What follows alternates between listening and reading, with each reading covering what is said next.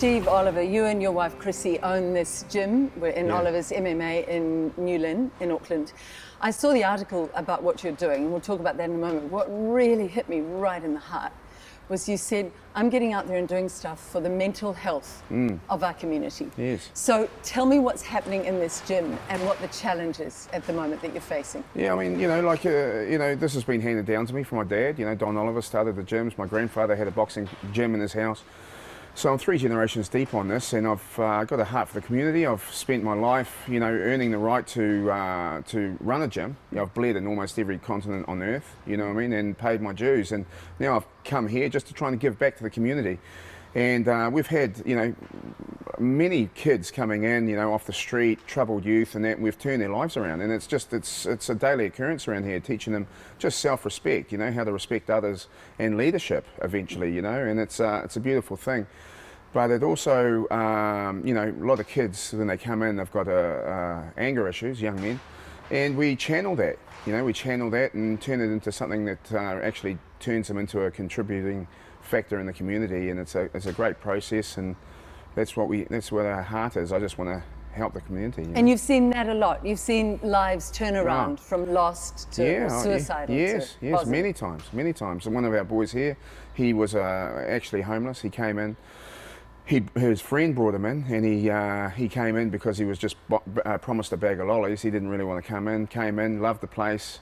Started living in our attic at the gym there for about 2 or 3 years, and now he's one of the top potential new boys on the block in Bellator in America. So, and we're talking here MMA fighting, aren't we? Yes. And that's what Joe Rogan's really into. I'm hoping Joe Rogan will pick this interview up actually because of the man you are, because of the quality of the man you are. This is a world story we're about to dive into. The story I want to look at is COVID. Yes. What has happened in the COVID lockdowns in this community, and then I want to dive into what's happening to you and how you're being bullied by this government. Yeah, I mean, we've seen the COVID come through, and first lockdown, I was on board. We didn't know what was coming. We could have been Ebola. You know what I mean? So we stick to the plan. We stayed home. We done everything. We've done everything to spec, and then just as it, as further as we get into this, the more research comes out, and COVID hasn't infected my life in one at all. It hasn't touched. I've had a couple of friends in the in the States, and one of the boys in Aussie got it just recently, and he just said, "Man, I just trained at home." I mean, he's still training right through. It's 3 or 4 days rough, and then they come good. It's basically a flu. I mean, there is people that obviously that have got issues, and it really hits them hard. I have no doubt about that, but so does the flu. And New Zealand has 650 to 700 a year die of flu. And what's a flu season? 4 months? And we haven't had anything like that in New Zealand die of COVID. No. And a lot of the people I know have had it. There aren't many though. Yes. But a large proportion got through it equally in 3 to 4 days. And so, I do believe that this is a factor. But as ranking on our people's importance level, it's right down the levels. I mean, what's really important to us right now is we're all losing our jobs, and mental health is probably top of the list. What are you seeing in the community as far as well, mental our kids health? are in trouble. These sports are kicking our kids out. They haven't been mandated, but these sports are taking it upon themselves to kick 12-year-olds out of their sport that they love, that they identify, that they're growing relationships through at a stage in life that is key for these kids. Peer pressure, fitting into society. It's absolutely disgusting what's going on, and we expected, as a people, after we've been, sworn at with this mantra about be kind, now we're supposed to throw these kids in the rubbish? What are we supposed to do with these unvaccinated kids? What, they don't care anymore? And so what happened? You decided, I will keep this open to the unvaccinated. This gym will be their refuge. Is that right? 100%, it's my community. I don't give a shit whether they're vaccinated or not. I have no interest in it. I mean? It's all about community, and I just do what we have to do. So how's the response been as you've kept it open? Has it been like that refuge for people? Right, of course, yeah. The numbers are just blowing up, to be honest. Really? Yeah, seriously, blowing up. From all over Auckland? Yes. Yeah. What are people saying to you? Well, they're just loving it. I mean, every other gym's mandated it. Every other gym. These gyms are supposed to be a safe haven for people and people that understand look after their bodies and that. I can't understand it. You know, I can't understand why athletes are choosing to put something in their body, so they're so eager to take it, something that's so, unresearched and put it in their bodies. And no conspiracy theories. I know through my circles many people, that have had serious reactions to this vaccine. And it might not, I can't connect it, with a biopsy, but it's 2-3 weeks after a vaccine. How many coincidences does it take before you just start to say, hey, it's not a coincidence anymore? What sorts of reactions are you hearing about? Oh, strokes, heart attacks, crazy heart and stuff, and they're going, D-dimer tests to see if they've, having strokes and stuff, minor strokes, and we've had, brain aneurysms. And these are fit people who are training in your gym? Not all of them are athletes, but predominantly guys through my network. All right, so through keeping this open, this is where you've hit the news headlines in the last week. What has happened? You had an inspection. We had a couple of visits from our local police officers, and we talked to them, and they said, it's just pretty black and white that we should be closed, and I just disagreed. I think it's not how I interpret the legislation. So what were you able to say when the police came in? How were you able to put something rational to them? Well, I just said, you guys don't need me to tell you how bad mental health is. We're out here in West Auckland. I've had 3 or 4 police officers shot in the last two weeks. And it's the only one that's making the news. We had a kid up here shot through the head maybe 2 months ago, and he was put down as a COVID death. I'm pretty sure the hole in his head had something to do with it. But the police officers are dealing with this thing on a real level, day to day. They know the suicide levels are through the roof. I heard of a story just here in Lynn, Henderson, that a child, 13 years old, killed himself, and his 9-year-old sibling copycatted. This is what we're dealing with. This is a real. Our government's lost contact with its people. I've got an ear to the ground. This is my community. I take an interest in the community's health. I really want to hear more of those stories. What else are you seeing as far as, for example, kids talking about suicide or self-harming? It's more the parents. The kids don't really directly confront us, but then the parents will come up after and say, hey, my kid tried to commit suicide 2 weeks ago. It's just self-harming, pulling away from society. And they're not even sitting in their room gaming. They're just sitting there staring out the window. This is having a serious effect on our youth. Real depression. Yeah, real life and death stuff. And it's to the point of, this is the pandemic. This is the real pandemic, is the mental health in our community. And the COVID, like I said, is right down the list. I mean, I know it's real. And we've got a great policy, health and safety policy here. We're not reckless at all. We're going through, I'd say we've got the best health and safety policy in the country. I'd back it, you know what I mean? And the WorkSafe even said that to us. Your health and safety policy is immaculate. Give us an example of that, of good health and safety policy. We just clean. We just clean after every class. We've got health checks on temperature checks on the door. We've got oral questions that we talk to the coaches as they come in. I mean, we've even offered to do a COVID test, 3 times a week, and they said that that's not sufficient. I mean, surely that's more preferable than a vaccine passport where you can still contract it and spread it. So how does that make sense? I'm willing to work with the guys. Hey, surely a test is going to be more effective. You're going to definitely know that I've got COVID, whereas a person that's vaccinated can bring COVID into the facility. So, the narrative, you can't say this narrative out loud and keep a straight face. There's so much so much daylight in this narrative. It's so practical what you offer. It's so grounded. All your questions are really grounded questions. So when you see those kids who are desperate coming into this gym, do you see them light up again if they're down? It's the best day of their life. It's the best time of their day. Honestly. Oh yeah. And we've got right away from just teaching them about martial arts right now. It's all about just connecting with their kids, mate, and just giving them a bit of just giving them a bit of normal life, just being kids running around playing tag, forward rolls, backward rolls, just connecting as kids should. You know what I mean? Just giving them a bit of support and just laugh and. No masks and no, fair porn everywhere and adults freaking out and crossing the street if someone approaches them. It's just ridiculous, mate. It really is ridiculous. It's it's almost like a global cult, this vaccine thing, and people are just freaking out, and it's hardly even a factor. Have you been sick in here yourselves, mixing with all these people? Never. No, I've got actually chronic asthma, and we get sick once a year or once every couple of years. It's nothing out of the ordinary, and nobody has got COVID through here. We're supposed to be a super spreader, same as these big rallies. Supposed to be a big super spreader. 30,000 people, and not one case. Well, that's the thing. If we took their logic, this would be a super spreader place, but it's not happening. No. Okay, so then you have WorkSafe come in and visit you after you've had a couple of police visits, a little bit of trying to intimidate. You don't give in to that. Yeah. You say, no, this doesn't make sense. Yes. And then WorkSafe comes, and what happens? Well, they connected with my wife, and my wife dealt with them just over email. They didn't even come down. But we've been very straight up and transparent, just similar to our government. And they didn't even come down. So my wife gave them all the information, all the ammo that they needed, and then they hit us with the $12,000 fine. And it says on the fine that there's no way is this a one-off. This could be potentially daily.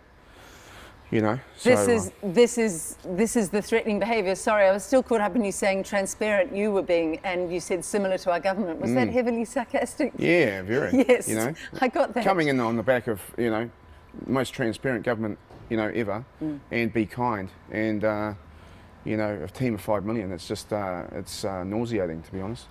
Let's talk about that. What are you feeling as a grounded Kiwi, as you say, very grounded and caring in your community? What are you feeling, along with all the research you're doing? What are you feeling about this government? Just betrayed, absolutely betrayed. Everything's a lie. She changes the goalpost every opportunity. Everything. We're supposed to be. Oh, we're not going to mandate it. We're not going to mandate the vaccines, and we're not going to punish anybody.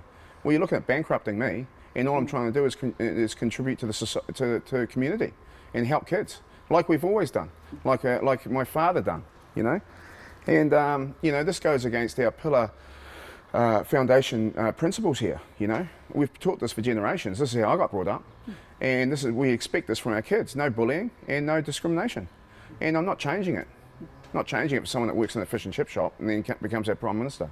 That's the thing, to realise she's just a politician. She's not a health expert anyway. No life experience, no real life experience, just, But as a person now facing fines mounting, tell me what that's doing to you at night. Oh, I mean, I'm pretty durable.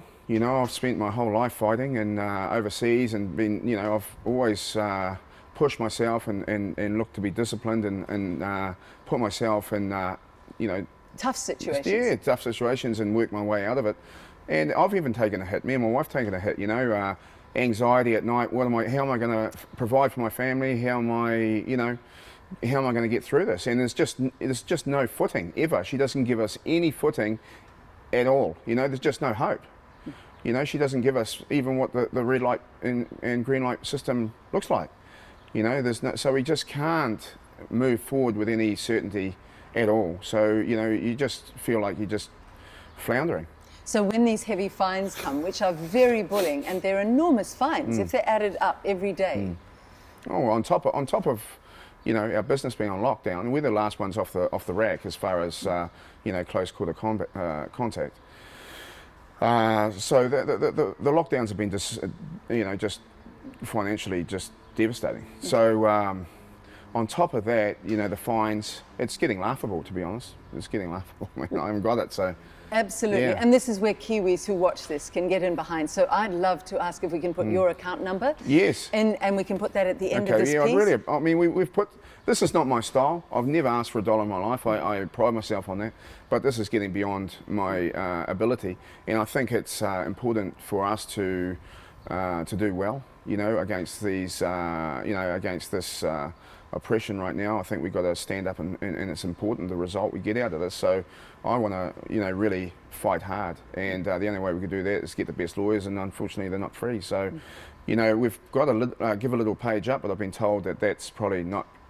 We probably won't be able to get the funds out, according to a lot of doctors that have been stepped down, that have put up a give a little, and they cancel the they have to stop they can't access the funds. So and it's looking as if that could be some government interference behind Yeah. that. That happened to Casey Hodgkinson as well. Yes. So I'm just putting up personal accounts. Yes. If you're okay with that, we'll Yeah. put that up at the end of Yes, this. appreciate And it. you need lawyers, and you need to be able to keep going. And I mean, and this fine isn't the one-off.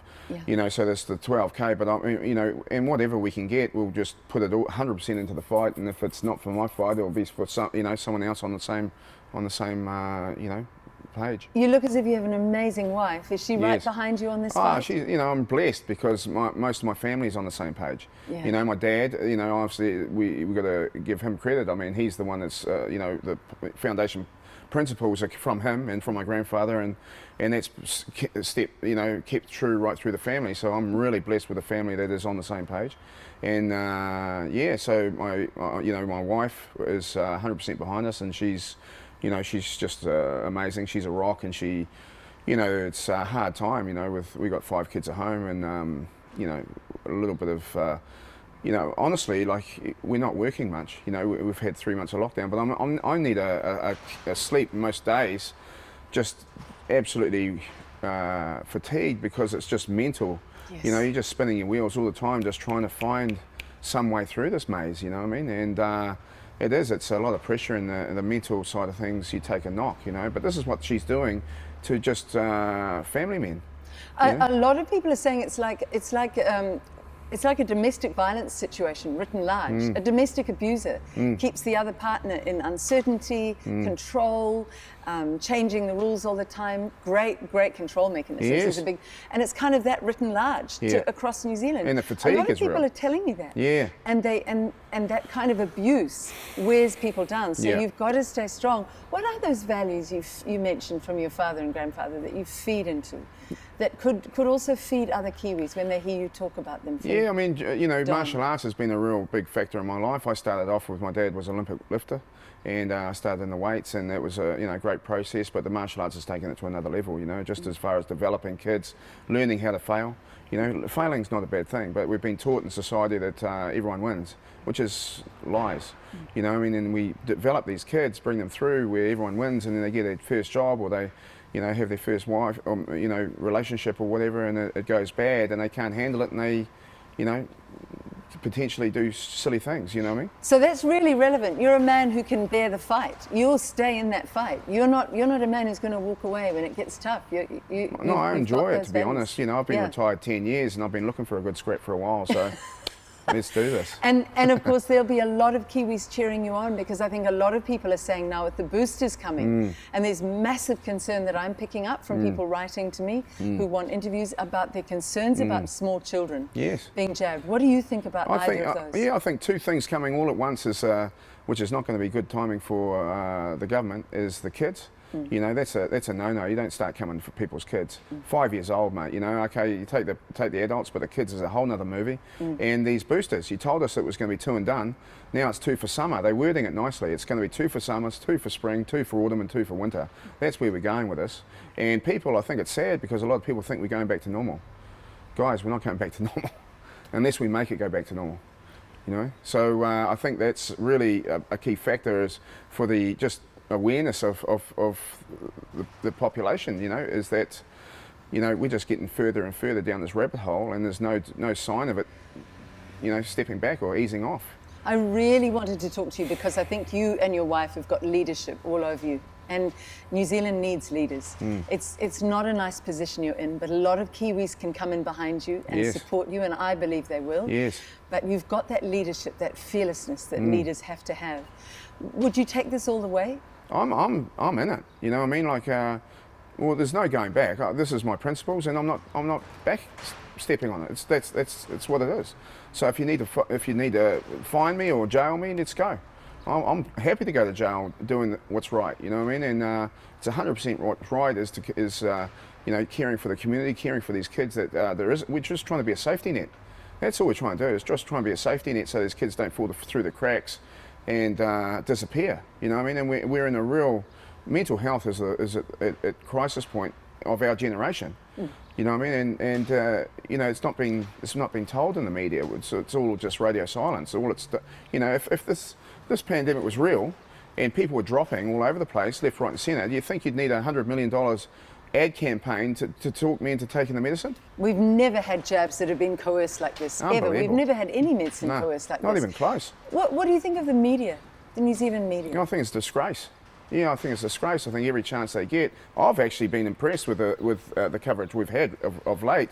They've actually done a half decent job with our story. They haven't manipulated or lied. But I mean, you just see those marches, 30,000 deep, and they tell you it's 1,500. Yes. People. It's just it's embarrassment. And I think moving forward, I think people are going to have a real hard time with their conscience moving forward. I think there's good people out there that are just hoping and praying and trying to stay silent, just hoping it's going to go back to normal and sitting on their hands. I think if they don't they better be super confident with their stance moving forward, because they're going to have a real time with their conscience if this goes bad.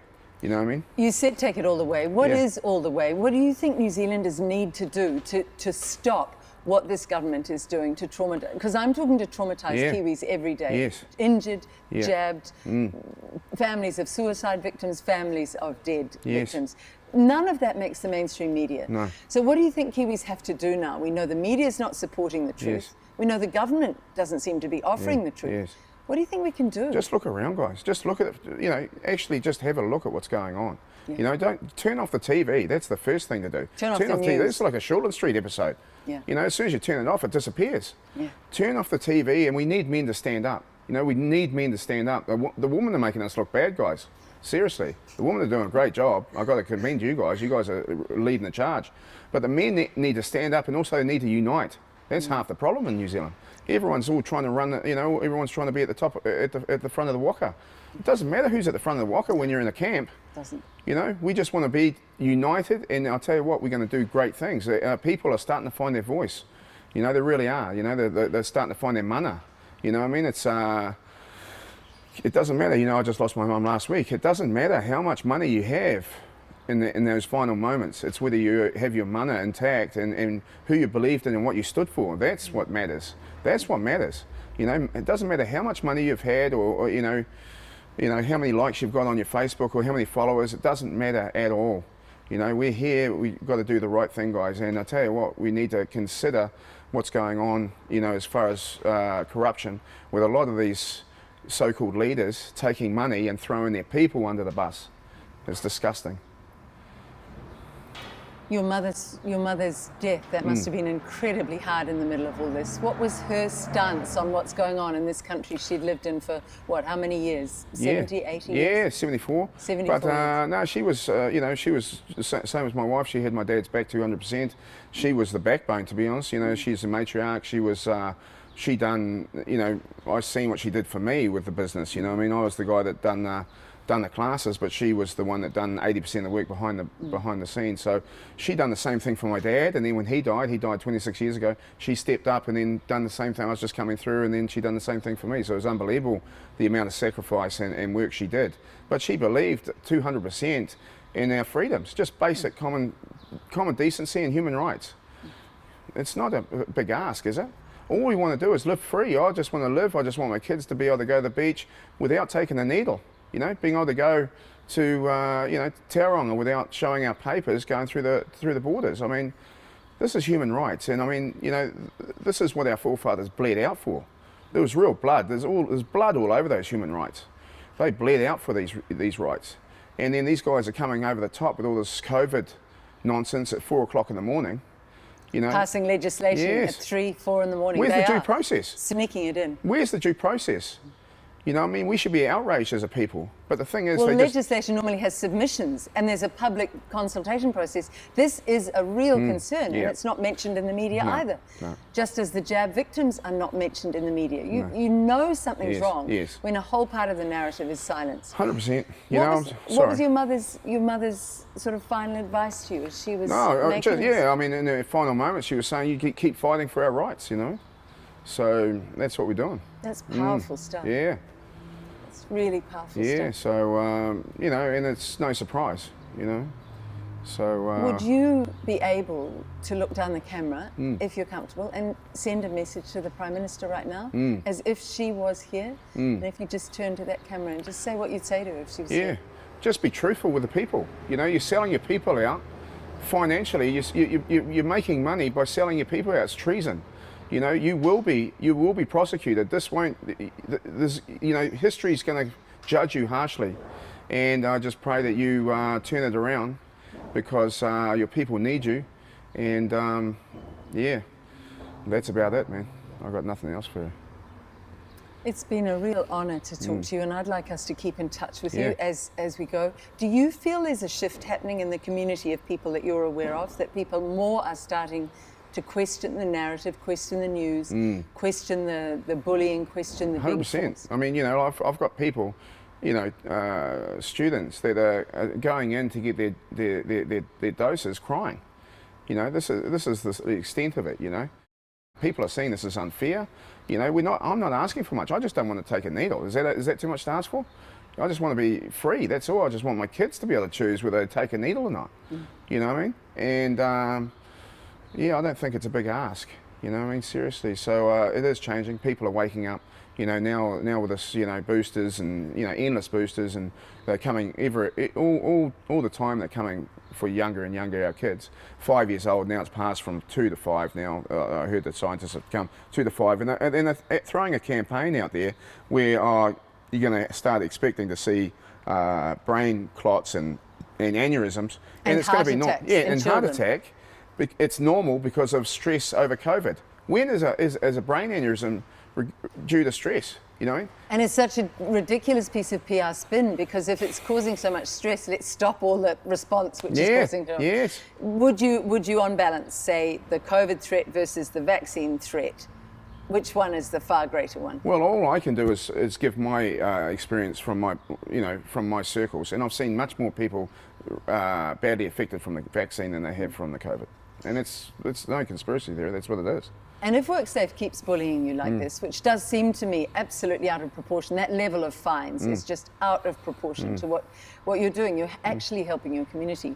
I'd like you to keep in touch, and if we have to do an interview a week next year, we'll do that. Yes. And we'll get such support across New Zealand. Yeah, appreciate because it. this case will be the test case to say whether you say enough to a government, whether a human being in New Zealand can say you're going too far. Yeah. And I mean, the public can see this. This is why we're doing this, right? Putting it out there for people to see. This is, you know, passing legislation is hard to really comprehend. But when you see the rubber hit the road, when you're starting to see, you know, people that are, you know, leaders in the community contributing to youth starting to go to jail, you know, or starting to get bankrupted, you just can see that it's not right. You know what I mean? Surely. So I'm excited. You know. Well, I'm so thrilled to have met you, and it's just wonderful to have this chance to connect like nice this, to meet and we'll you keep too. it going. And I had a lot of comments that were similar. There's Yes. just something so wrong with this. Will you interview him? Will you help us support them? So Yeah. that's why we need to win our country Yeah. back. No, We need to awesome. win our country back. Yeah, It's count me great in. to talk. Happy Christmas. Yeah, you too. Awesome. Thanks. Lovely. That was really nice.